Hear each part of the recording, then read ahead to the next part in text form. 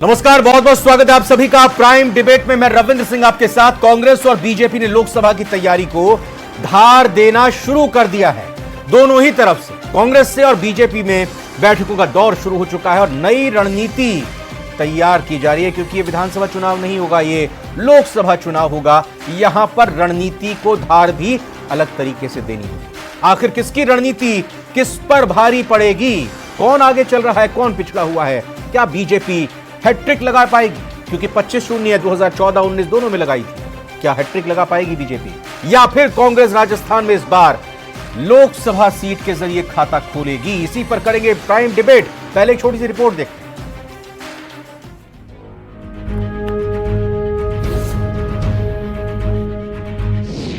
Congress BJP में दांव पेच, कौन जीतेगा रेस? बहुत जल्दी इलेक्शन कैंपेन कमेटी भी बनाएंगे। हमारे जो बड़े लीडर हैं वो सभी के साथ मिलकर, जो भाजपा का मूल मंत्र है अंतिम व्यक्ति तक पहुंचना, तो हम उस अंतिम नारी शक्ति तक पहुंचेंगे। तो ये हमारा पूरा रूट में काम करना, हम जमीन पर ही काम करते हैं। सियासी संग्राम हाई, 25 सीटों की लड़ाई।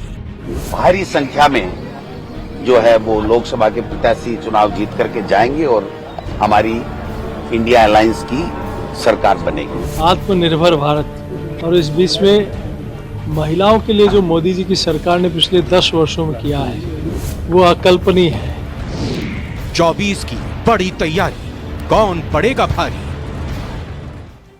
हमारे साथ 4 खास मेहमान जुड़ चुके हैं, एक एक करके उनका परिचय कराते हैं। स्वागत करते हैं पूर्वा सिंह जी का, प्रवक्ता है बीजेपी की, बहुत बहुत धन्यवाद। आरसी चौधरी साहब, महासचिव पीसीसी, आपका स्वागत सर, नमस्कार। डॉक्टर मिथिलेश जैमिनी जी, वरिष्ठ पत्रकार, हमारे साथ मौजूद, बहुत बहुत स्वागत सर। निरंजन पोद्दार जी, बहुत बहुत धन्यवाद, नमस्कार सर। राजनीतिक विश्लेषक हमारे साथ मौजूद हैं। आज प्रवक्ताओं से इतर पत्रकार और राजनीतिक विश्लेषक से शुरुआत करते हैं। पहले डॉक्टर मिथिलेश जैमिनी जी, समझना चाहेंगे, लड़ाई 24 की है, लेकिन 23 की लड़ाई को सेमीफाइनल कहा जा रहा था। रिजल्ट आ चुका है, पता है कि कौन जीता कौन हारा, लेकिन बात दोनों की ही करें, बीजेपी की भी और कांग्रेस की भी। क्या आपको लगता है बीजेपी और कांग्रेस ने सबक लिए हैं 23 के जंग में? जो जो कमियां रही हैं, क्या कांग्रेस ने होमवर्क किया है कि कहां गड़बड़ी हुई, कहां कमी हुई, कैसे हमको लड़ना है? क्या बीजेपी ने यह देखा कि हमारी सीट और भी हो सकती थी, या फिर एक तरह से कहीं कि सब भुला दिया गया है? बताइए मिथिलेश जी।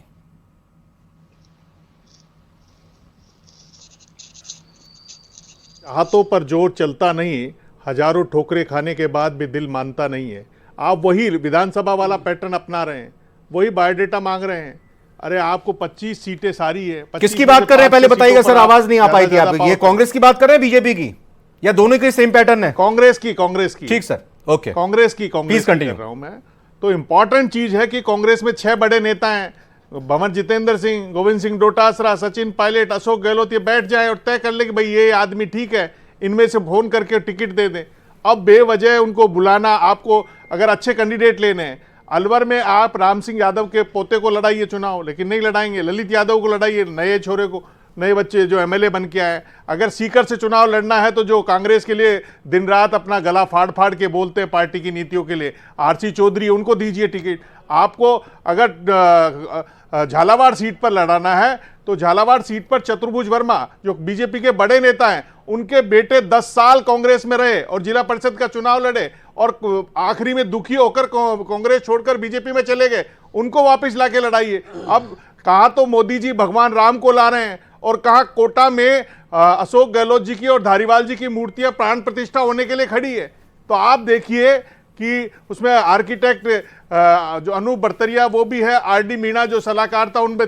तो अभी तो उनके मन में ये एक कशिश रह गई है कि हमारी मूर्तियां क्यों नहीं चंबल रिवर फ्रंट पर लगी, वो मूर्तियां धूल फाक रही है करोड़ों रुपए की। तो दूसरी तरफ जल जीवन मिशन के आधार पर, लेकिन आरपीएससी वाला मुद्दा जो आज हनुमान बेनीवाल ने कहा है सर्वदलीय बैठक का, वो भाजपा के लिए भारी है, क्योंकि कोर उनका मुद्दा था कि आरपीएससी करेंगे। आप देखिए कांग्रेस ने तो बाबूलाल कटारा को गिरफ्तार कर लिया, लेकिन उसके बाद क्या हुआ? आज मेरे कई बेरोजगारों से बात हुई, वो कह रहे कि सर कुछ ही नहीं हुआ।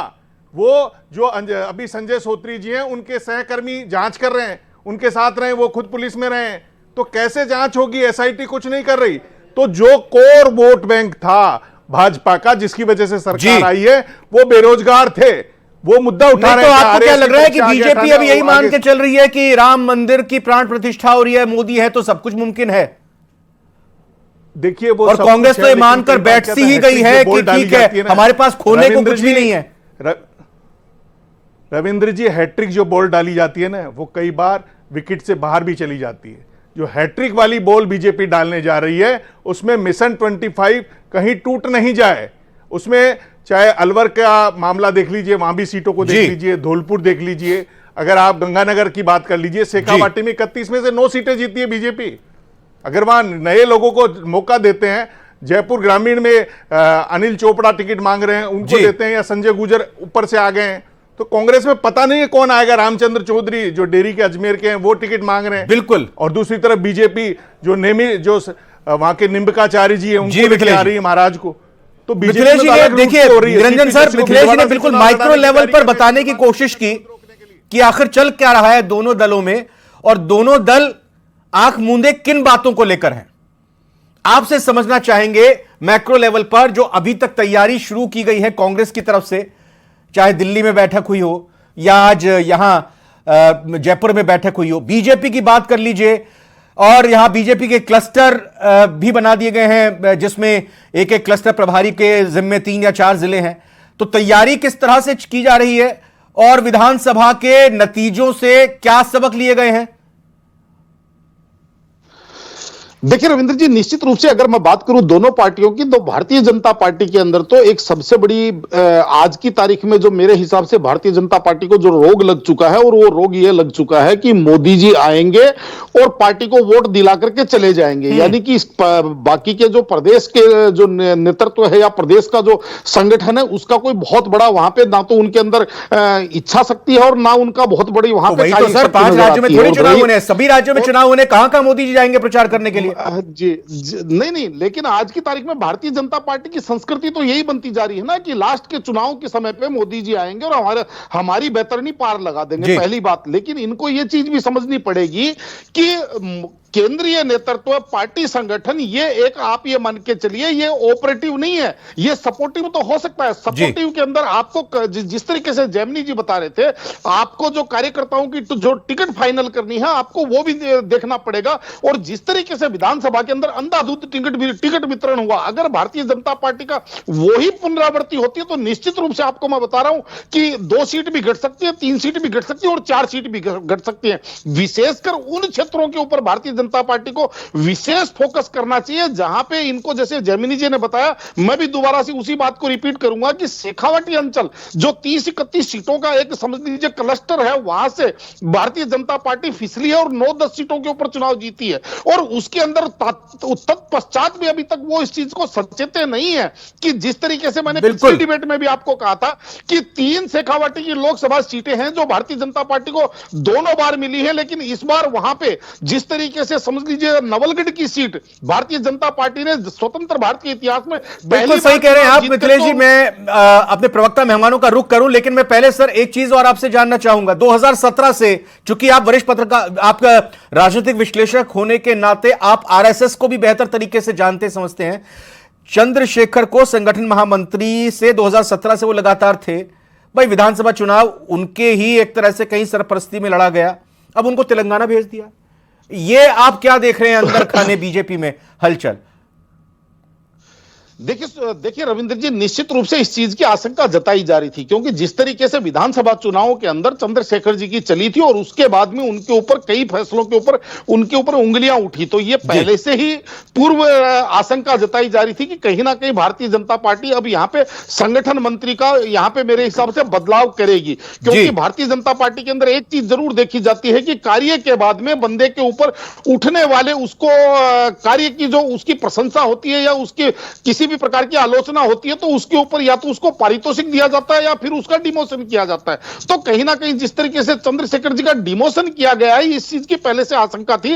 लेकिन अब मैं आपको एक चीज और कहना चाह रहा हूं, और वो ये है कि दूसरी तरफ कांग्रेस की मैं बात कर रहा था, तो कांग्रेस आज भी अपनी पॉलिसी पैरालिसिस से बाहर नहीं आ पा रही। आज भी इनका जो केंद्रीय नेतृत्व है वो कहीं ना कहीं या तो यात्राओं में मशगूल हो गया या फिर वो इंडिया गठबंधन के अंदर सीट शेयरिंग खेल रहा है, और यहां भारतीय जनता पार्टी वो वो हर बंदे तक, चाहे राम मंदिर जाहिर के नाम तौर पे- पर अब देखना ये दिलचस्प होगा। मैं आता हूं अपने प्रवक्ता मेहमानों के पास। अपूर्वा जी, मैथमेटिकल इक्वेशन में अगर देखें, मेरे राम आएंगे प्लस मोदी हैं तो मुमकिन है is equal to 25 seats of Rajasthan. क्या यही फॉर्मूला है? रविंद्र जी, ये दो भी फॉर्मूले हैं और इसके अलावा भी कुछ फॉर्मूले हैं। ये वो दो भी फॉर्मूले फॉर्मूले ये हैं, जी। हैं कि हमें यहाँ पर, जैसा कि आपको विदित होगा, माननीय मोदी जी ने 4 जातियां बताई थी। उन्होंने कहा था कि मेरे लिए इस देश में सिर्फ 4 ही जातियां हैं, युवा, महिला, किसान और गरीब। उनका उत्थान करना, उनका समावेशी विकास करना, उनको मुख्य धारा से जोड़ना और गरीब कल्याण की योजनाएं बनाना। अभी कोई कह रहे थे कि साहब भाजपा के अंदर प्रचार बहुत होता है और प्रचार से ही जीतते हैं। ठीक है, प्रचार करना हर पार्टी का एक हिस्सा होता है, हम भी उसको फॉलो करते हैं, मगर हमारी पार्टी में प्रचार से ज्यादा बल जो होता है वो योजनाओं के प्रसार पर होता है। हम प्रसार करते हैं उन योजनाओं का, हम पहुंचाते हैं योजनाएं उस अंतिम खड़ी पंक्ति में खड़े हुए व्यक्ति तक, उस योजनाओं को पहुंचाते हैं, उसकी हितों की बात करते हैं। दूसरा जो विषय यहाँ पे आया वो ये आया कि चंद्रशेखर भाई साहब का अभी किसी ने कहा कि डिमोशन कर दिया गया है। मैं उनको ये कहना चाहूँगी कि देखिए, राजस्थान की जो 25 की 25 सीटें हैं उसके लिए तो जनता, जो जनार्दन है, वो यहाँ पे अपना फैसला जो है वो देगी ही। पर ऐसा लगता है परिवार के अंदर जहाँ पर सबसे ज़्यादा आवश्यकता होती है वहाँ सबसे अच्छे संगठनकर्ता को भेजा जाता है। अब तेलंगाना के अंदर भी 17 सीटें हैं लोकसभा की, तो उसके ऊपर भी हम चाहते हैं कि उन 17 सीटों से भी हमारी कुछ जो है वो अच्छी सीटें निकल कर आए, 17 की 17 सीटें हम निकाल पाएं। तो एक बहुत अच्छे जो है वो रणनीतिकार के रूप में जो है चंद्रशेखर भाई साहब को वहाँ भेजा जा रहा है, तो इस तरीके की मिथ्याएं जो हैं वो फैलाई ना जाएं। तीसरी बात मैं आपको ये बताना चाहूँगी कि भारतीय जनता पार्टी के लिए जो इलेक्शन होता है वो फाइनल स्टोन नहीं होता है, वो एक माइलस्टोन हो सकता है। तो जैसे 25 सीटों के लिए भी जो अब लड़ रहे हैं या हम इस क्षेत्र के अंदर घुस रहे हैं, तो ये हम एक माइलस्टोन है हमारे लिए इलेक्शन। मगर हमारा जो मेन उद्देश्य है वो ये है कि हम जन जन तक अपनी विकास की योजनाएं लेकर जाएं, उनके कल्याण की बात करें, उनको मुख्य धारा से जोड़ें। एक विकसित और समृद्ध राष्ट्र जो है वो बनाने के लिए हम प्रतिबद्ध हैं और हम उसी धारा के अंदर और हम उसी मार्ग के ऊपर जो है वो प्रशस्त हो रहे हैं। अपूर्वा जी, एक चीज आप नोट नहीं आप करना चाहे, आप मिस कर गए। मैं बताता हूं, एक हमारे मेहमान ने, क्योंकि जिस तरह से आपने कहा मैं वही कह रहा हूं कि हमारे मेहमान ने ये भी कहा कि आरपीएससी के एक ऐसा मुद्दा जिसको लेकर बीजेपी सरकार में आई और कल सर्वदलीय बैठक का बहिष्कार कर दिया है। भाई, आपने बैठक बुलाई, एक अच्छी, इसको हम परंपरा कहेंगे, शुरुआत कहेंगे, आपने नहीं, माननीय स्पीकर महोदय ने बुलाई, लेकिन उन्होंने बहिष्कार कर दिया। कहा कि भाई बीजेपी ने आरपीएससी को लेकर अभी तक किया कुछ नहीं। युवा ये कह रहे हैं कि भाई अभी तक होता हुआ कुछ दिखाई नहीं दे रहा है। तो आप ये नहीं बताना चाहेंगी कि भाई जो अभी तक 1 महीने से ज्यादा की सरकार आपकी हुई है, इसके कौन कौन से अच्छे काम हैं, आगे चलकर कौन से और बेहतर काम होने जा रहे हैं जो धरातल पर दिखाई दें? हर कोई तो 2024 की 25 सीटों की बात करता हुआ नजर आ रहा है। रविंद्र जी, देखिए, आप पिछली इतनी सरकारें रही हैं, उसकी आप 1 महीने की परफॉर्मेंस को उठा करके आप एनालाइज करिए। ऐसा नहीं हुआ होगा कि 1 महीने के अंदर इतने बड़े बड़े जो है वो फैसले लिए गए हों और उनको सुचारू रूप से लागू भी कर दिया गया हो। ये भी हमने देखा, कैबिनेट की मीटिंग 1 महीने बाद हो रही है। हमने किया। अब आप कह रहे हैं साहब एसआईटी के गठन से आपको प्रथम दृष्टया ऐसा लग रहा है कि कोई फायदा नहीं हुआ, ऐसा आप लोगों का वर्जन है।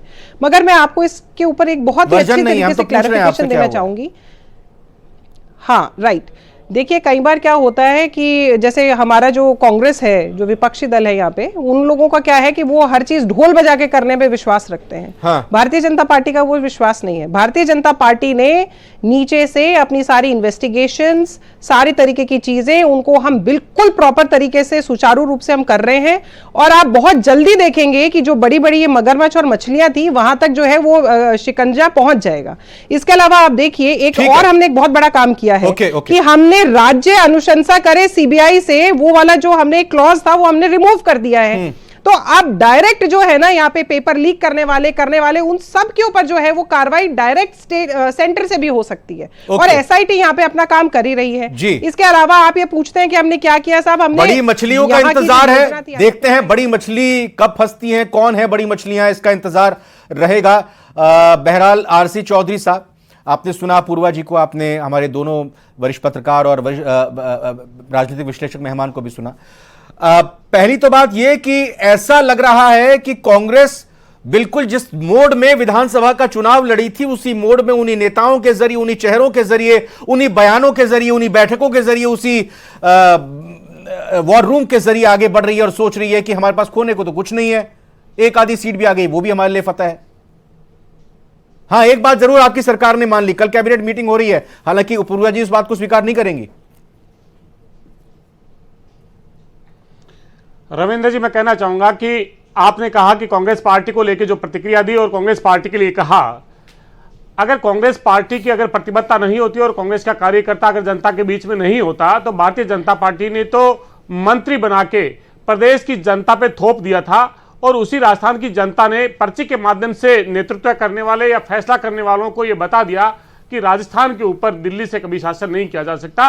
राजस्थान के अंदर लोकतांत्रिक जो व्यवस्था है उसी के आधार पर चला जाएगा और ये जो नतीजा आया ये भारतीय जनता पार्टी को एक आईना है, क्योंकि लोकतंत्र के अंदर जनता की अदालत सबसे बड़ी अदालत होती है।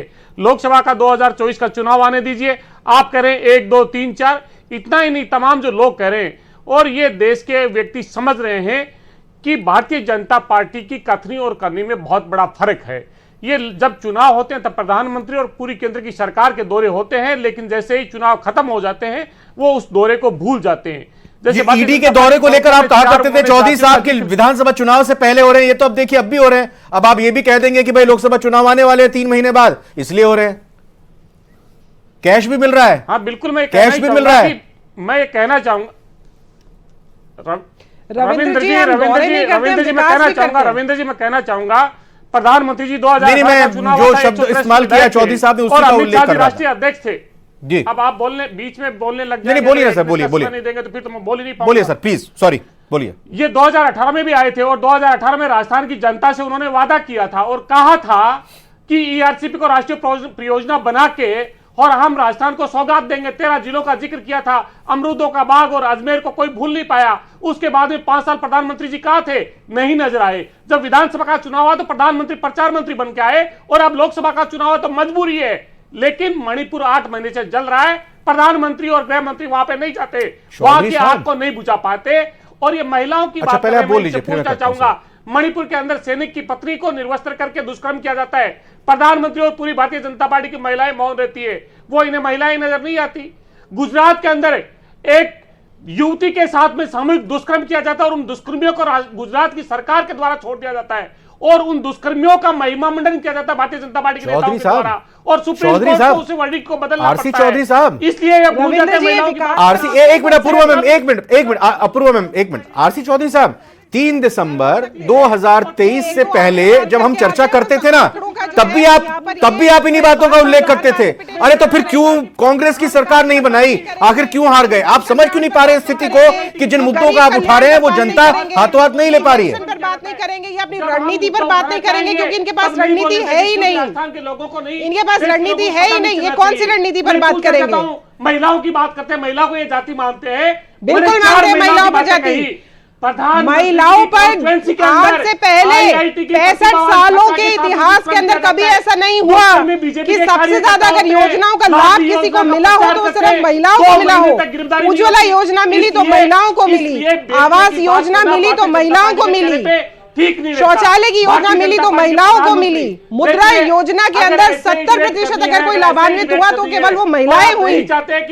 मगर इन लोगों को ये चीज नहीं दिखेगी क्योंकि ये महिलाओं को जो है वो जाति मानते ही नहीं है। महिलाओं को जाति मानने का अगर काम किया है तो भारतीय जनता पार्टी ने किया है, इसीलिए हर योजना जो है वो महिलाओं से शुरू होती है। जी मैम, ठीक है। चौधरी साहब, मैं ये कहना चाहूंगा कि अगर मुझे बोलने का अवसर दिया जाता है तो चौधरी साहब आपने बोली, अपनी बात रखी है, आपने अपनी बात रखी और अगला सवाल भी आप ही से कर रहा हूं मैंने मणिपुर की सैनिक की महिला की बात की, मैंने वाराणसी के आईआईटी की छात्रा की बात की, मैंने गुजरात के अंदर जिसके साथ में चौधरी साहब आप ये भी अपूर्वा जी एक मिनट प्लीज। शौचालय के लिए, गैस के लिए, लोन के लिए क्यों तरसती रही, न्याय के लिए क्यों तड़पती रही? जिस समुदाय को आप अपना समुदाय मानते हैं वहाँ की महिलाएं ट्रिपल तलाक का दंश क्यों सहती रही? आरसी चौधरी साहब, राहुल गांधी भारत जोड़ो न्याय यात्रा पर निकले हुए, इससे कितनी उम्मीद है और राजस्थान में भी उनका दौरा होने वाला है। कितना जोश भरेगा कार्यकर्ताओं में। प्लीज अपूर्वा जी एक मिनट, अपूर्वा जी प्लीज एक मिनट। रविंदर चौधरी साहब जी, आप बोलने का अवसर नहीं देते, कांग्रेस के कार्यकर्ता को नहीं बोलने दिया जाता। यही बीजेपी का चरित्र है कि बीजेपी नहीं चाहती कि उनसे कोई पर्सन पूछे, और कांग्रेस का यह चरित्र है कि 65 साल से तरसती हुई महिलाओं को अगर न्याय मिले, समानता का अधिकार मिले, मुख्यधारा में आने का अगर उनको मौका मिले, तो कांग्रेस झूठे आंकड़ों को लेकर के मीडिया के सामने प्रस्तुत करती है और आवाज ऊंची करके एकमात्र चिल्लाती रहती है, मगर वो ये नहीं मान सकती। अगर आप महिला एक मिनट, आप दोनों से मेरी गुजारिश है, एक मिनट, आप दोनों से मेरी गुजारिश है, एक मिनट जरा पहले शांत हो जाइए, एक मिनट हुआ है प्लीज। सरकार में हुआ है। देखिए मेरे को ऑडियो डाउन करना पड़ेगा आप दोनों का, नहीं तो एक मिनट। पहली तो बात, जो आरसी चौधरी साहब आप हर दूसरे तीसरी बार इस तरह की बातें कह देते हैं। मैंने आपसे 4 सवाल किए, अपूर्वा जी से 2 सवाल किए। आप पूरा लिंक भी बाद में देख लीजिएगा इसको।